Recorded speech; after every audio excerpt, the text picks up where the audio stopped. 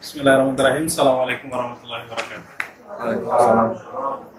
Uh, Alhamdulillah, syukurillah. Wassallu ala Nabi Muhammad sallallahu alaihi wasallam. Teman-teman sekalian, pertama-tama saya ucapkan terima kasih atas undangan teman-teman untuk sharing, diskusi, bertukar pikiran tentang persoalan keislaman.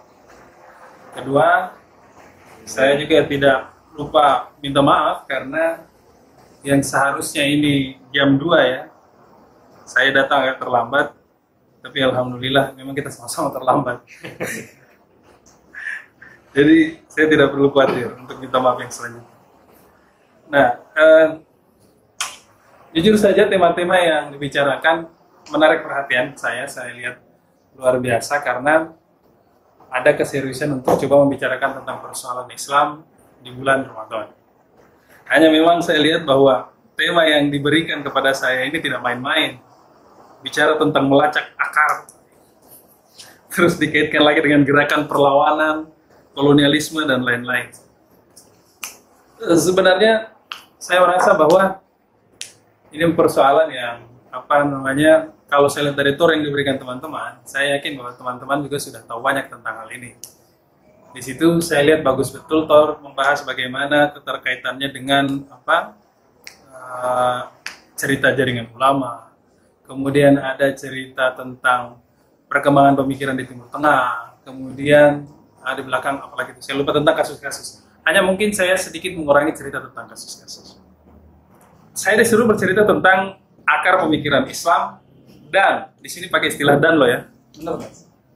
Dan gerakan perlawanan kolonialisme di Indonesia. Nah, seandainya di situ menggunakan kata dalam, selesai persoalan. Kita langsung cerita tentang akar pemikiran Islam dalam. Tetapi karena pakai dan, maka saya ada kewajiban intelektual untuk menceritakan bagaimana hubungan antara gagasan dan gerakan. Bisa jadi ini sebenarnya jebakan, tetap boleh buat. Nah, ada asumsi dasar selama ini bahwa kalau dipikir-pikir ya, konflik terjadi yang sifatnya sudah fisik, yang sifatnya sudah berantem, yang sifatnya sudah faktual ya. Kok diselesaikan dengan ngobrol-ngobrol itu gimana ceritanya itu loh kalau kita pikir-pikir. Bukannya orang kalau sudah sampai pada tahap fisik, ya sudah selesaikan fisik. Ngapain kita duduk ngobrol-ngobrol? Belum tentu persoalan fisik ini selesai. Ada asumsi dasar seperti ini. Saya membayangkan misalnya kenapa seseorang seolah-olah dia sudah mengalami kehidupan yang membuat dia menderita, betul-betul menderita. Itu kok sampai datang ke training motivation hanya untuk mendengarkan cerita gitu loh. Seolah-olah derita selesai dengan cerita. Ini hubungannya apa? Ini sama dengan persoalan yang kita mau bicarakan antara akar pemikiran dan gerakan. Nah, kalau orang awam yang mungkin kurang berpendidikan pasti akan berpikir kalau memang sudah berantem ya sudah biarkan berantem. Tidak usah bicara didudukkan, udah biarin aja berantem. Mana yang menang sudah itulah yang benar. Mana yang kalah selesai dia lah yang salah. Tetapi bicara tentang intelektualitas, khususnya di HMI, ceritanya akan berbeda. Kenapa?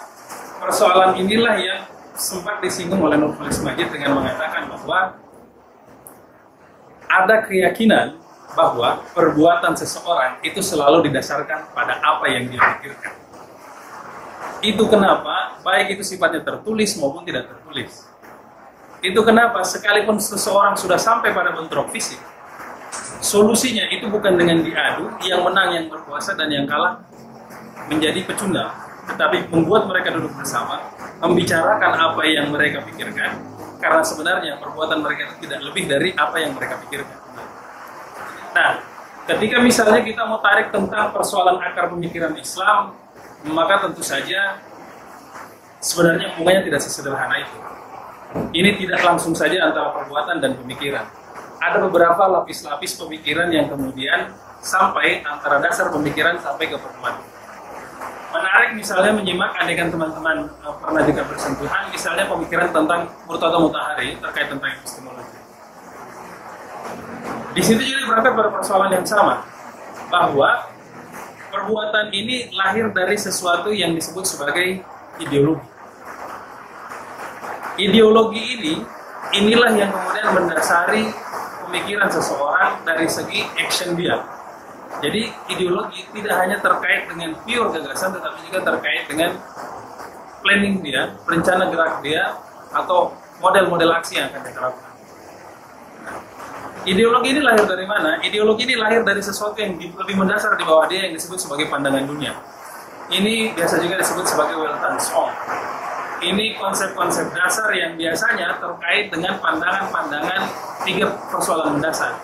Manusia, Tuhan, dan alam. Bagaimana pola hubungannya?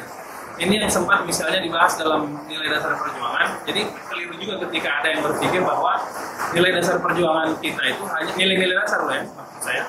Itu hanya membahas tentang persoalan ideologi. Di situ juga ada pandangan dunia. Bagaimana di situ disebutkan tentang idealisme Hinduisme sebagai sesuatu yang bukan kita anggap. Itu salah satu jenis pandangan dunia. Kemudian ada juga di situ sebagai agnostisisme. Kemudian satu lagi tentang materialisme. Nah, ini tiga tipe pandangan dunia. Lalu yang paling mendasar, bagaimana untuk memahami pandangan dunia? Yang paling mendasar dan harus diketahui adalah kerangka epistemologis.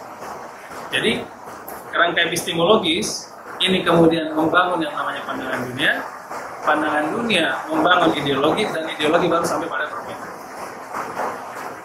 Kalau ditanya tentang akar pemikiran, tentu saja kita akan kembali pada cerita itu, untuk cerita mengenai Islam. Nah, tapi saya pikir mengenai pemikiran epistemologis saya sederhanakan saja dulu. Kalau bicara tentang Islam, kalau Andri pasti tahu itu tentang ada yang namanya lingkaran epistemologis. Kalau Masyad al-Allaf bercerita itu, setidaknya ada 5 lingkaran epistemologis, dan yang paling tengah itu adalah Quran dan Sunnah. Ini juga sudah awam kita tahu. Dan disitulah latar belakang pemikiran Islam. Kemudian sampai pada lingkaran kelima, itu cerita tentang gerakan politik, dan salah satunya adalah gerakan anti kolonialisme. Itu yang pertama.